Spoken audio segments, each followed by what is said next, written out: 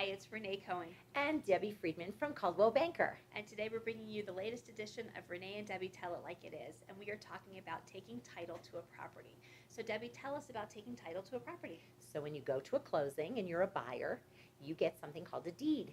And on that deed, it tells you how you are taking title. And there's several different ways of doing that. Today we're going to discuss two of them, joint tenancy and tenants in common. Renee, tell us about joint tenancy. So, joint tenancy is where two people own a property, and each person owns 100% of that property, and they have the rights to enjoy 100% of that property.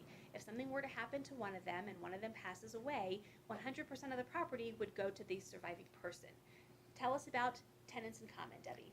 So tenants in common is a little bit different from that. It is when two or more people take title for the property in various percentages. So it can be 50-50, it can be 75-25, it could be multiple people with smaller amounts.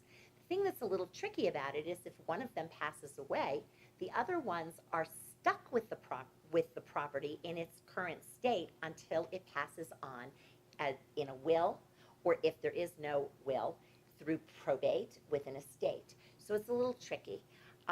You could also end up owning the property with somebody you don't know. You could own the property with an organization and have to negotiate that if you wanted to sell it or refinance it or maneuver it in any way.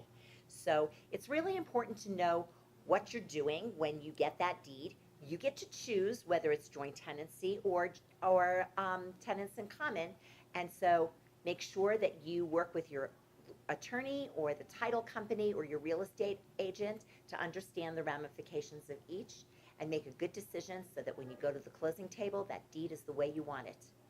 There you have it, tenants in common versus joint tenancy and taking ownership of a property. See you next month.